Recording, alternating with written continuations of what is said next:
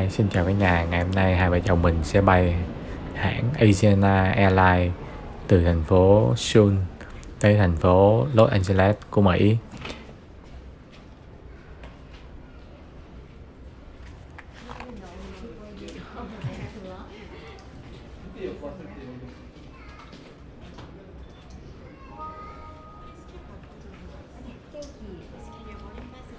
Thank you. Vì chuyến bay còn khá sớm nên tụi mình vào phòng đợi của hãng thương gia của hãng Asiana Airlines. Thì để mình giới thiệu sơ cho các bạn phòng chờ này nha. Đi vô.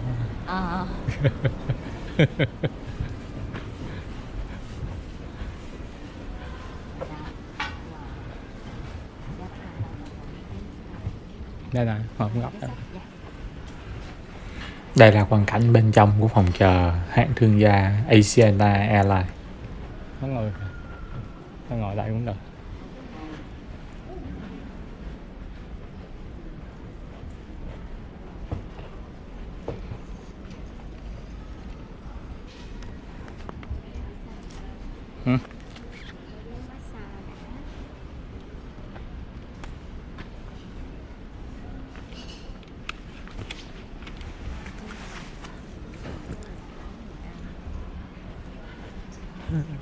Ok, để mình cùng các bạn đi khám phá phòng chờ này một chút nha. Không, từ cái phòng chờ này mình có thể ngồi nhìn xuống quang cảnh của sân bay qua cái lớp cửa kiến này cũng được bên tay phải á.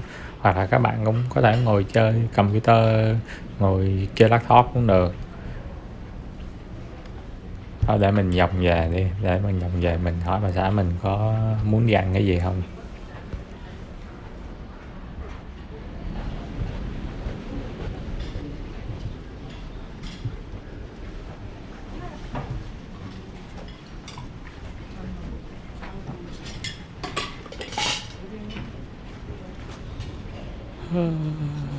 Ở đây cũng có cà phê nè, có mấy cái máy pha cà phê tự động nè, các bạn nào thích thì uống cũng được. Cái lấy này.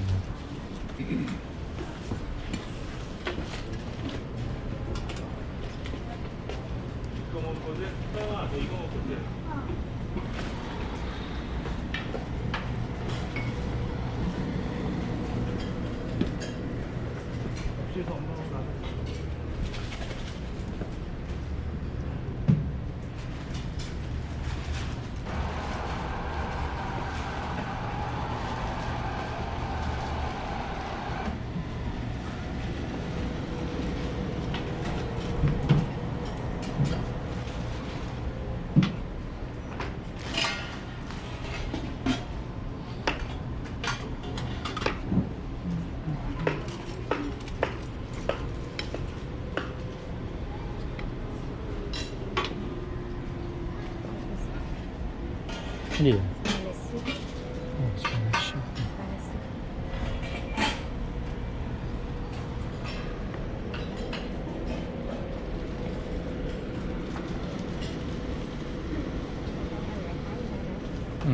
Mì.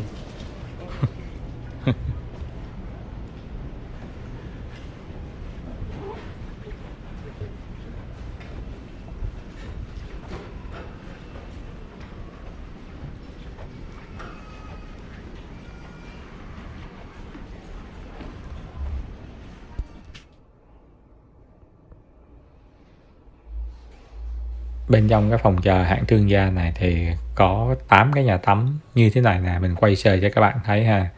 Thì có bao gồm mọi thứ hết, từ kem đánh răng, bàn chải đánh răng, toilet, nhà tắm, đủ mọi thứ hết, khăn tắm luôn, xà bông tắm, đầy đủ hết.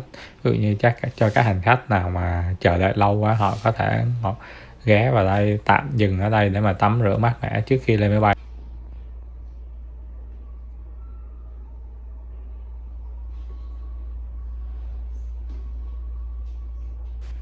Có cả phone nữa nè, phone gọi, máy sấy tóc, đầy đủ hết mọi thứ luôn.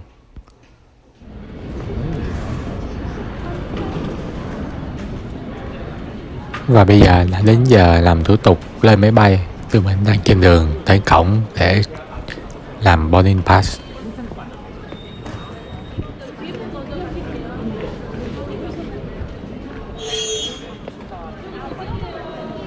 Did you get any items from other people after checking? Do what? Did you get any items from other people? No. No? Okay, No. thank you.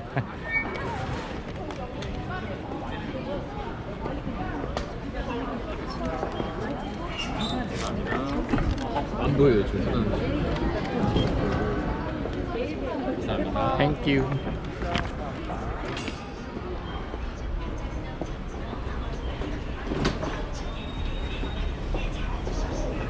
Bum, bum.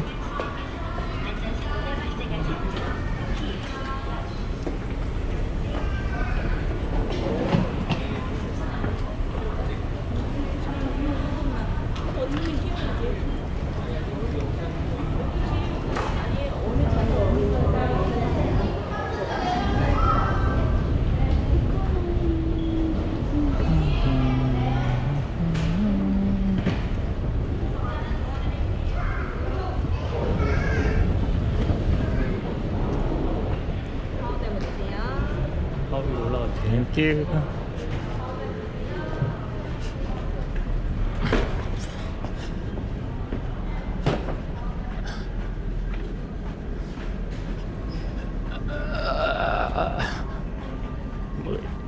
Y 18Y. Dãy này là dãy tầng thứ hai của chiếc Boeing X, chiếc Airbus A380. Nó có khoảng 7 mấy dãy business class, còn lại là 20 mấy 30 economy, nhưng mà nó ngồi phía cuối cùng, phía đuôi á. Còn lại tầng dưới là first class với lại economy.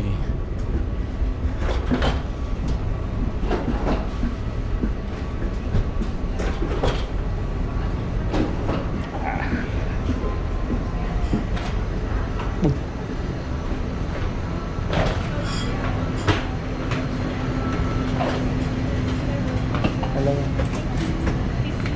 Thank you.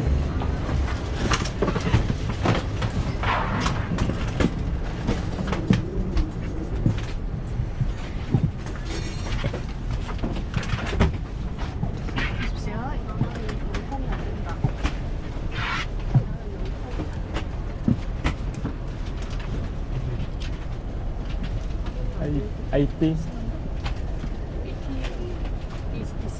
Yeah, thank you. Wow, máy bay này nó có cái chăn bự quá. Chăn gối bọc chung luôn. Thấy không?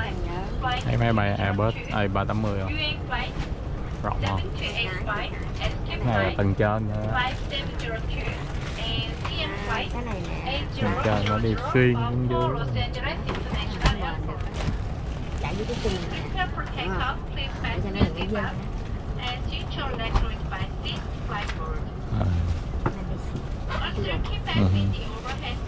Cái này nó có.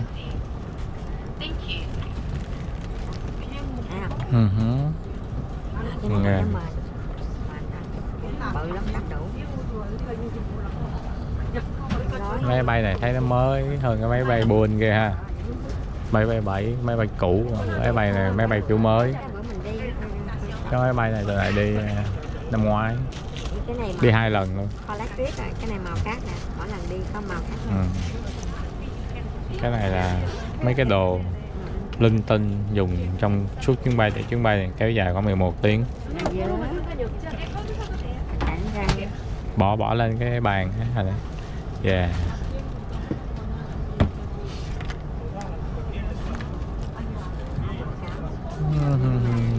Nhưng mà cái này thì cũng có miếng lotion á.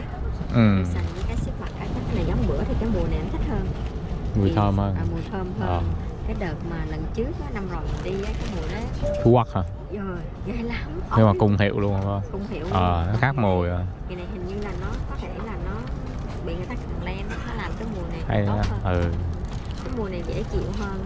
Cái này là cái bàn chải đánh răng, có một cái kem đánh răng, nhưng mà thực sự nó cho thì thôi, chứ trong restroom mà toilet là nó có nhiều lắm mà. Có thêm cái lược nữa. Cái này cái lược chải đầu. Ear plug nhét vào 2 lỗ tai, hỏi điếc, hỏi ù.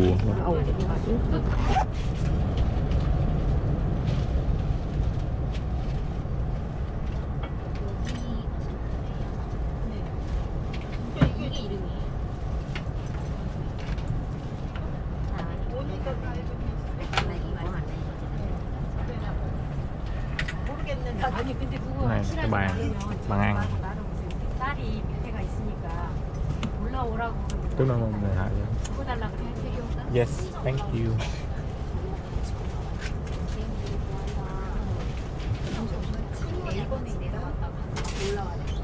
Này là treo mấy cái jacket treo ở đây, nhưng mà quần áo gì nhưng mà chẳng ai treo á. Mình đưa cho mấy cổ treo ở phía trên cho mình tốt hơn, treo đây chặt chội vướng víu.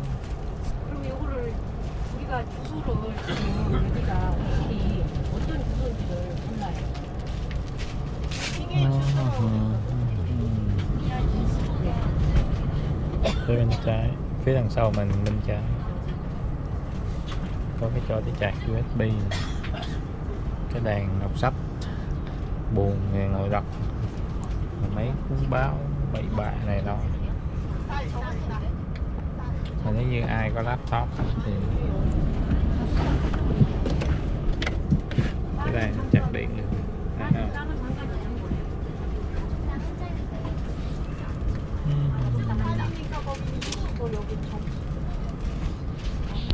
Đây là chỗ cái remote để điều chỉnh cái màn hình coi phim hay gì của mình. Mấy cái này là cái điều chỉnh cái ghế để chút nữa mình chỉnh cho các bạn coi. Ở cái hạng này không hiểu sao nó còn làm thêm cái cổng xích bao ngang cái này nữa. Thường hạng phổ thông đó, thì nó chỉ đeo ngang vậy thôi, còn hạng này thì đeo này chắc cái ghế rộng giờ nó phải làm kiểu như vậy để cho nó an toàn. Thôi cái đó chút nữa chỉnh hướng dẫn sau cũng được, mất công giờ nằm dài ra.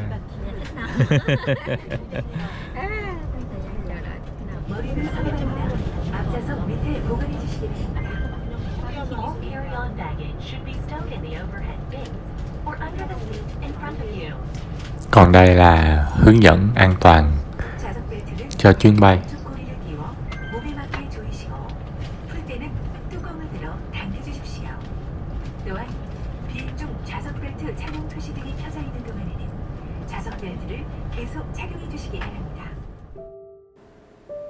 Sau khi máy bay bay được mình nghĩ được khoảng 15 cho đến 20 phút vậy, tức là khi mà máy bay nó bay ở trên độ cao rồi khoảng 30.000 feet, tức là khoảng trên 10 km trên độ cao á, trên 10 km thì ở cái độ cao này á, người ta gọi là độ cao an toàn á, thì mọi người có thể đi lại trên máy bay, tháo seat belt ra cũng được, rồi đi restroom, đi tiểu gì á, đi tới đi lui trên máy bay không sao hết.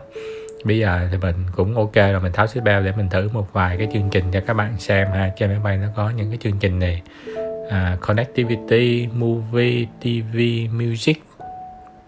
Ở phần dưới của màn hình đó thì nó có đề cái chuyến bay của mình, cái chuyến bay số hiệu của cái chuyến của mình á, giờ giấc ở phi trường Seoul, cái phi trường mình vừa mới cất cánh á, và phi trường mà mình chuẩn bị đến là phi trường Los Angeles ở Mỹ, giờ giấc ở phi trường đó để cho mình biết thông tin thêm thôi, và cái quãng thời gian mình bay tới phi trường nó bao lâu. Hiện tại bây giờ thì nó cách theo mình nhìn đó thì nó cách hai cái phi trường cách nhau khoảng 10.000 km á, trên 10.000 km á. Ok, thì mình coi thêm cái phần khác coi connectivity thì mình thấy seat to seat, seat to round. Ở cái phần seat to round á, tức là nói chuyện ở dưới mặt đất á, thì mình nghĩ chắc cái phần đó là chắc chắn là trả tiền rồi.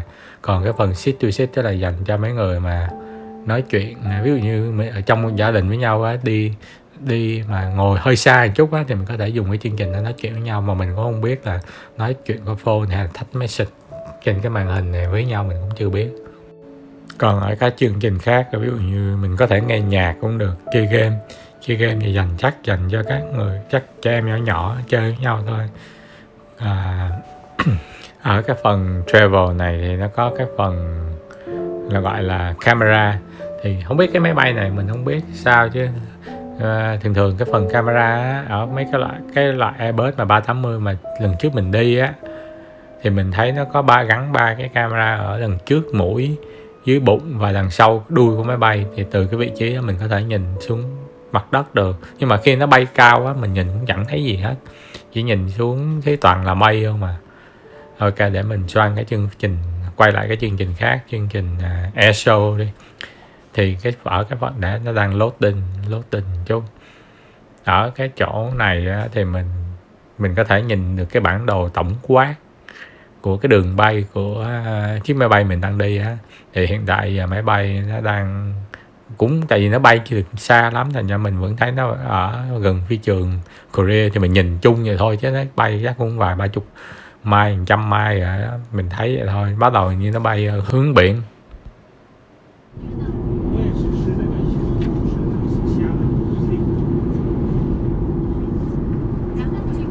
Ngày đang giờ không hiểu sao, tại sao nó cho mình ăn lân rồi, tại 6 giờ chiều cho ăn lân gì nữa sao. Giờ này nó gọi là giờ ngon.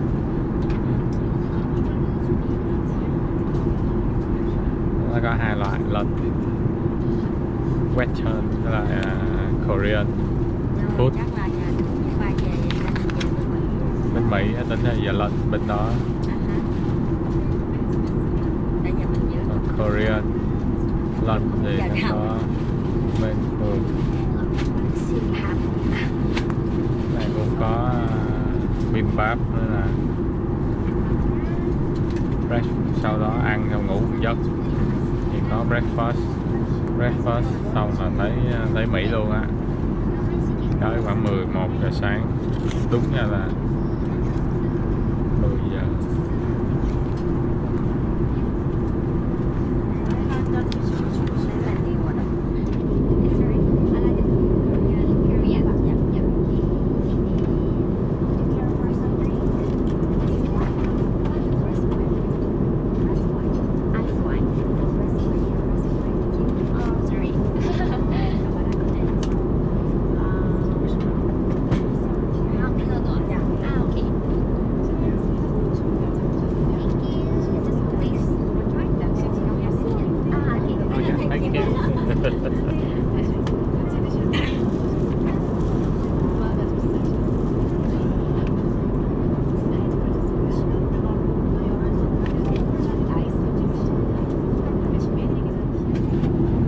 Menu có gì thay đổi không? Không. Uống rượu không?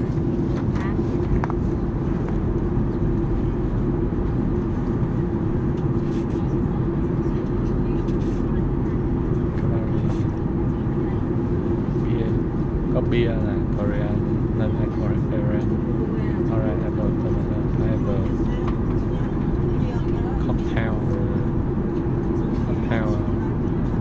whisky,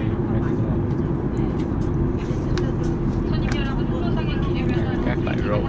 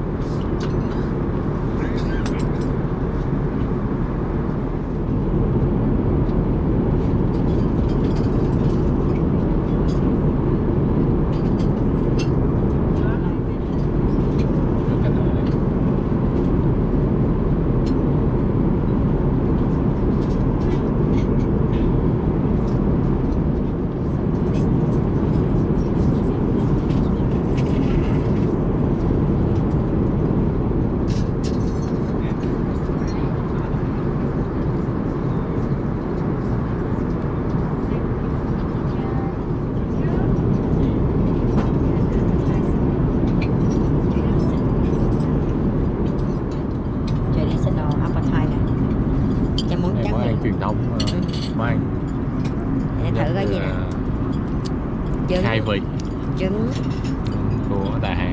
dưa leo, Nhưng không gỏi nộm quá à. thịt bò, dạ, củ cải đỏ. Giống áo hình tức là gỏi á. Look good ha. Giờ chưa còn nữa đâu. Cái này là hình như là mì. Mì. Mì. Mì. Giống như gỏi á. Cái món là món khai vị của Đà Hàn. Bà xã mình gấp từng miếng, rồi mình gấp rồi bỏ hết từng miếng.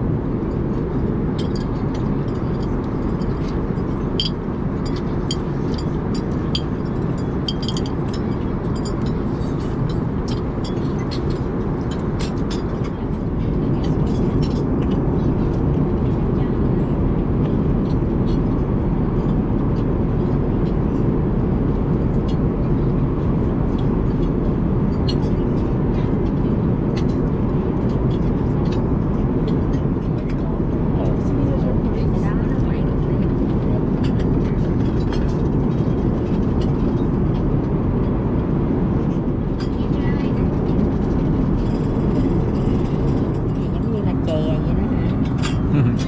Khai vị mà nhiều món khai vị Nhiều quá. mì quá hả? Ừ. Súp à, giống như cái này nghĩ là súp Mè ha. Có mè đen với cái súp để thử coi. Nhiều món khai vị quá. Nói chung là nó khác mọi thứ ở cái chuyến đi lần trước ha. Cái này nữa, ăn nó giống dessert hơn, Ôi, ngon à. nó ngon. Rồi à. Hay là nó nghĩ nó đưa cơm mình rồi không? Mình ăn xong rồi. I don't think so. Chắc hát kiểu quá vậy. Giống cháo à, cháo ngọt, cháo đặc à, Giống như là cháo đường à. Giống như cháo của mình xay ra, giống như lúa mạch đó, giống như kiểu oatmeal á, oatmeal buổi sáng á, rồi có chút sữa, vị sữa vô. Cái này là oatmeal.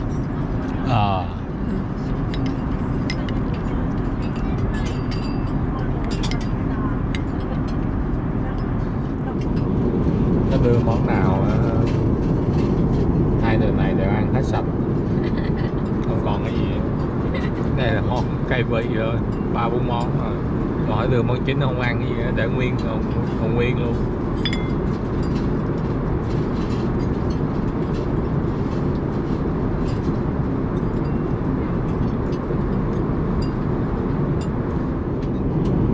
Trong lúc trở lại cục ly nha.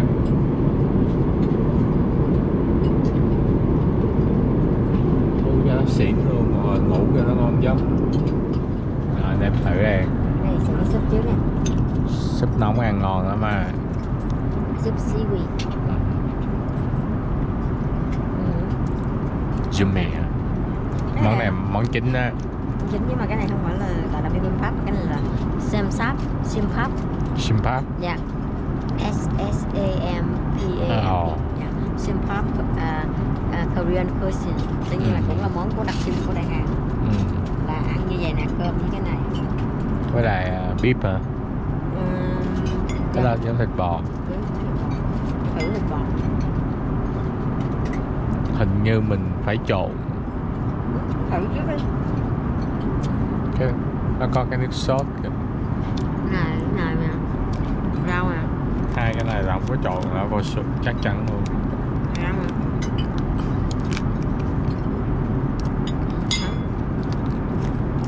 Cái này không cần trộn đâu, mình cứ ăn ở đây ăn như vậy được mà. Ăn thêm rau là Rau là giống như salad này nè.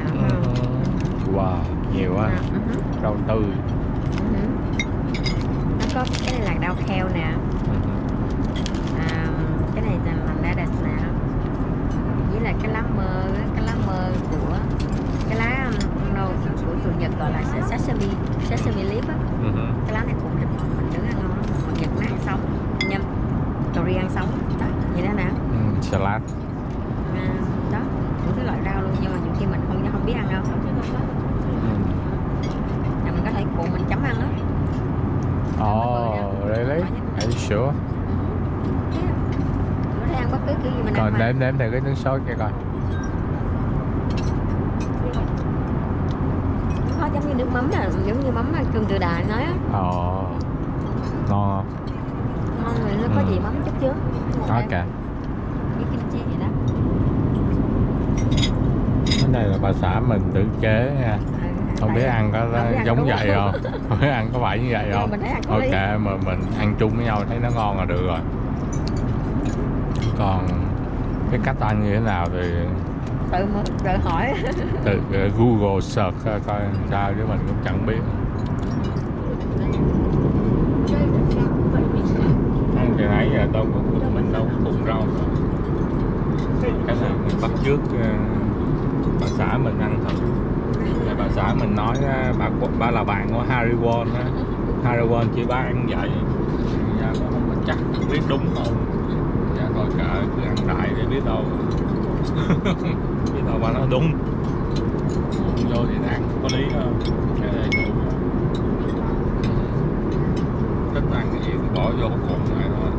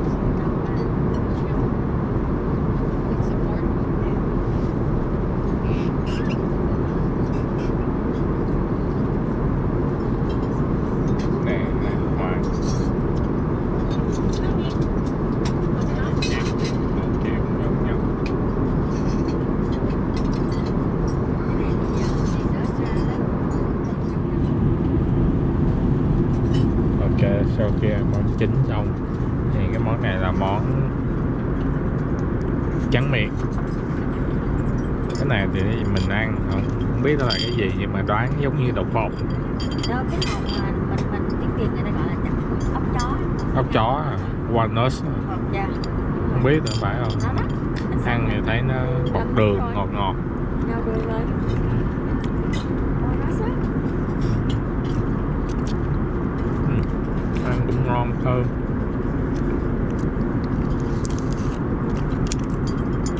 Rồi cái trái này trái Đà Lạt, giống như là mứt Tết đó.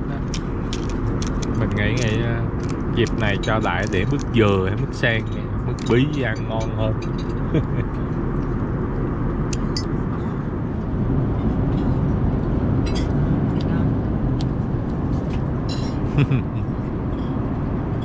Không ngọt lắm.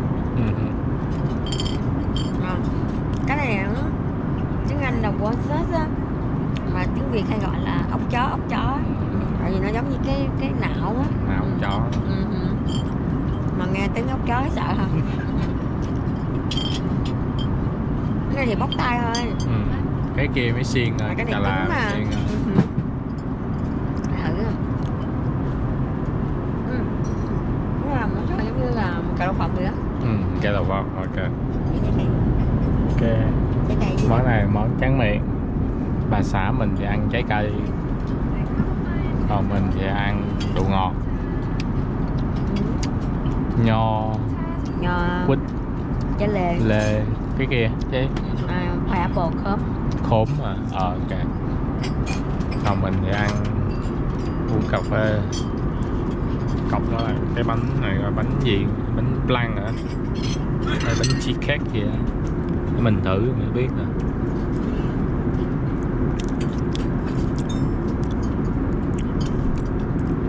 Như cheesecake á. Đúng rồi, cheesecake nó ngon á.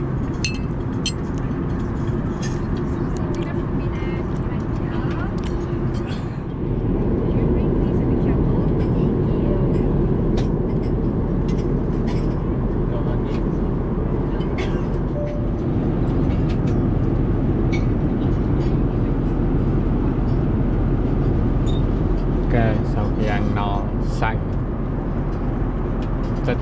giờ mà bay đến giờ là khoảng 2 tiếng. Sau khi ăn no thì đến lúc ngồi coi chương trình giải trí một chút, coi các bạn có thể có phim, chơi game. Các ai có con nhỏ thì cho nó chơi game để nó khỏi phá cũng được. Nghe nhạc, coi tivi, phim thì cũng chẳng có gì đặc biệt, mình coi mấy lần rồi. Ok, có nhiều loại: Korean, Chinese, Japanese, World Cinema, Family, Favorite, Hollywood. Đó là có mấy phim này nè. Đó.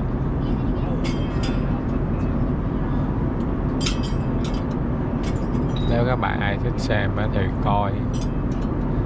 coi giải trí thôi, xong rồi buồn ngủ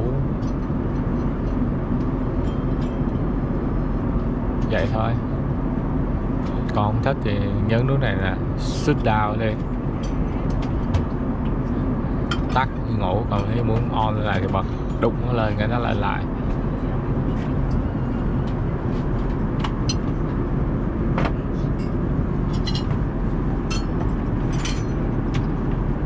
Ok, mình thôi ăn no rồi, chuẩn bị, tại vì trước sau người ta cũng tắt đèn cho mọi người cùng nghỉ ngơi.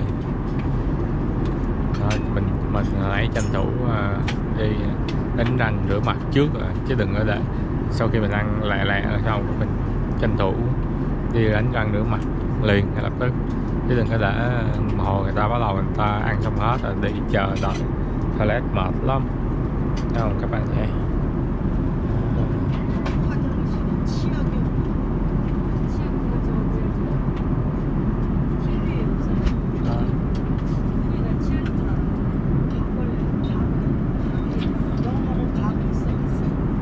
Cái này là có nhiều nút ghế nè, cho ghế nằm dài luôn, 580 độ, nằm ngửa nó ngồi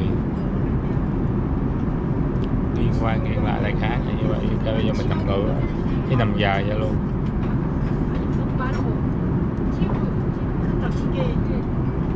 Để mình thử nha. Mình vừa mới ăn tối ở trong máy bay xong nên tranh thủ chạy vào đây liền quay sơ một chút hình ảnh cho các bạn xem nè. Nói là nhà vệ sinh trên máy bay nó cũng nhỏ đơn giản thôi, nhưng mà ở cái hãng business, hãng thương gia này nè, nói chung là nó lớn lắm á. Nó có thể nói là gấp 3 lần cái toilet bình thường. Nó ở trên có cái hãng phổ thông dân dụng. Ở trong đây thì các đồ dùng cá nhân hầu như là họ có đủ hết nè, nước súc miệng nè, kem đánh răng nè.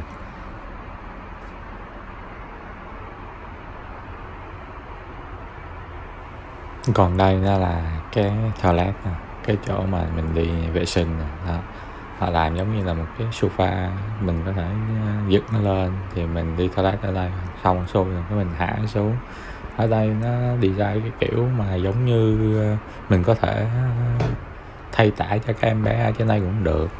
Ok vậy ha, để mình đi ra ngoài quay thêm cái phía bên ngoài của cái toilet đó.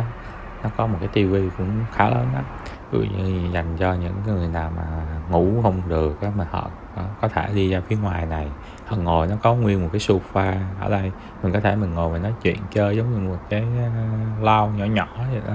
Mình có thể order nước ở đây cũng được. Các bạn thấy không, sau khi ăn bữa chính xong xuôi, ăn dessert rồi bắt đầu nó tắt bớt đèn để nó giảm bớt ánh sáng, cho mấy bạn bớt năng lượng cho máy bay, giảm năng lượng cho máy bay. Khi mà người ăn xong chút nữa là nó dọn dẹp xong hết là tắt đèn tiếp thu. Không, nhưng mà nói tiếp thu vậy thôi chứ cũng thấy mờ một chút, để ai muốn đi tiểu và về vệ sinh thì đi, và những người nào muốn ngủ thì ngủ. Hồi nãy bà xã mình khui cái gói kia ra đó. Nó còn có thêm cái này nữa, trong cái gói đó nó còn có thêm cái này nữa. Cái này là cái đuôi vớ dành cho ai lạnh đó, thì mặc đi thêm vào cho nó ấm. Còn đây là cái đồ che vào mắt cho khỏi ánh sáng, hoặc là khỏi ai làm phiền mình.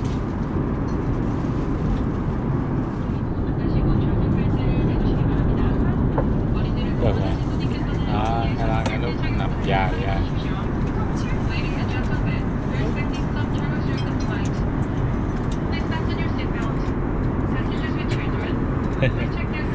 Xích bèo. Xích bèo bạn ạ. Cho nó an toàn. Lúc này lúc hạ ghế xuống nằm thẳng luôn luôn nè, nằm dài giống như bên bà xã mình đó.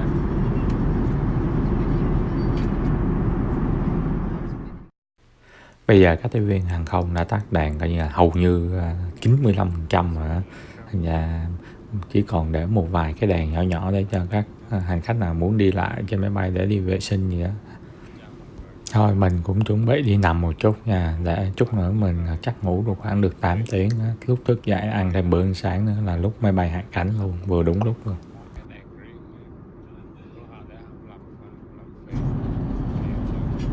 Sau một giấc ngủ dài được khoảng 8 tiếng thì còn khoảng độ 2 tiếng nữa máy bay hạ cánh, thì lúc đây là lúc các tiếp viên hàng không gọi mình dậy để ăn bữa ăn sáng.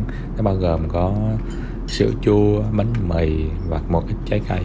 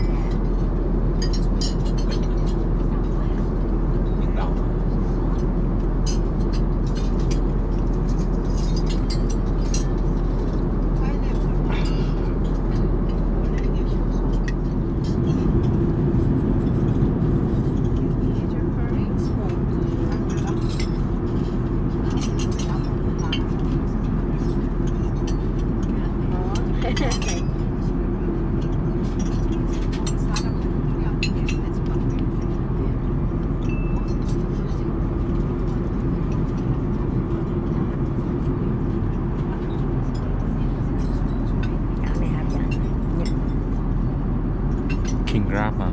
King Grab, dạ. Sợ. Nó nấu thường họ nấu lạc lắm không? Mình cũng làm thêm nước tương.